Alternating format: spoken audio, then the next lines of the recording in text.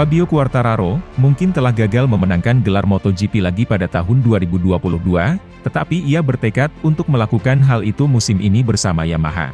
Fabio Quartararo adalah bintang dari presentasi resmi tim Yamaha yang berlangsung di Jakarta pada minggu ini.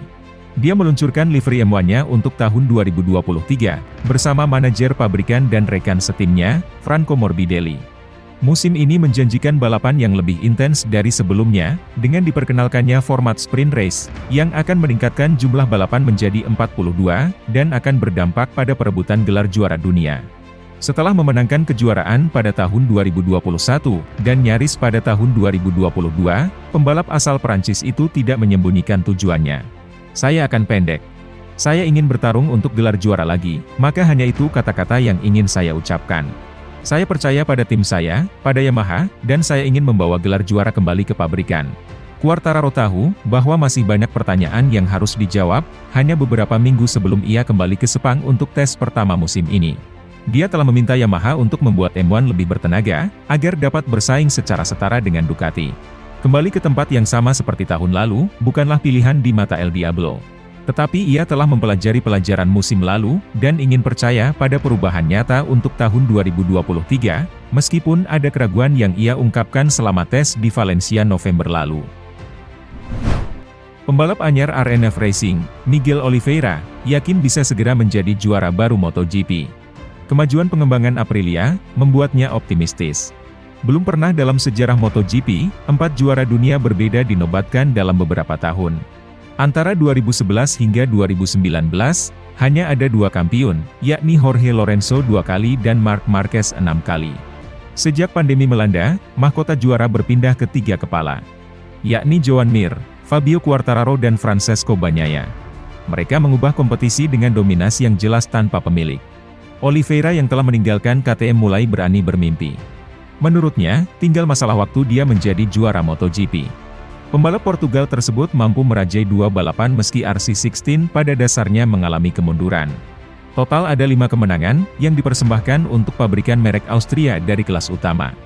Seperti pada 2015, ketika ia meninggalkan Moto3 dengan Mahindra dan menandatangani kontrak jangka panjang di Moto2 hingga MotoGP dengan KTM, tahun 2023 jadi titik balik baru baginya. Ia memutus hubungan 8 tahun demi RNF serta Aprilia. Masalahnya bukan pada daya tarik proyek, tetapi cara-cara para pemimpin KTM yang seolah menekannya dengan perekrutan Jack Miller. Oliveira tidak terintimidasi oleh desakan dari pabrikan. Terlepas dari kenyataan bahwa tawaran finansial tidak begitu bagus, Oliveira membuat keputusan mempertaruhkan masa depannya dengan Aprilia. Pabrikan Noale telah memberinya kontrak pembalap resmi, meskipun ia akan berada di struktur tim satelit RNF.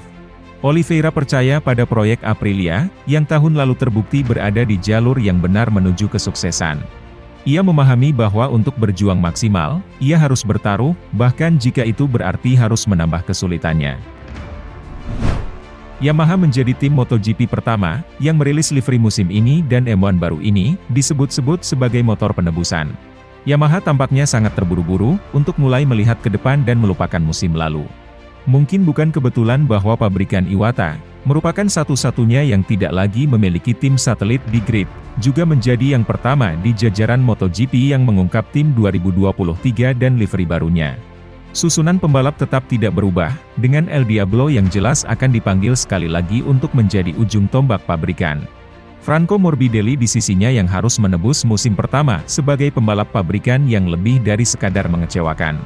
Namun, yang harus dipahami adalah, apakah M1 akhirnya akan mampu memenuhi tuntutan Quartararo, yang telah berulang kali meminta tindakan dari Jepang, terutama untuk mencoba dan mendekati para rivalnya dalam hal kekuatan. Langkah pertama telah diambil, dengan keterlibatan sebagai konsultan mantan pembalap Formula 1, Luca Marmorini. Namun, masukan dalam tes September lalu di Misano, tidak menemukan hal positif pada tes akhir tahun di Valencia. Tentu saja, tahun 2023 juga akan menjadi tahun yang krusial bagi Yamaha dalam hal masa depan. Karena jika Quartararo kembali kecewa dengan potensi M1, dia bisa saja mencoba melihat tim lain, meski kontraknya masih tersisa 2 tahun lagi. Tidak melupakan kebutuhan juga, untuk menarik tim satelit baru, mungkin pada awal tahun 2024. Bahkan dari sudut pandang ini, menempatkan motor yang kompetitif di lintasan mungkin akan menjadi salah satu poin penting bagi Yamaha.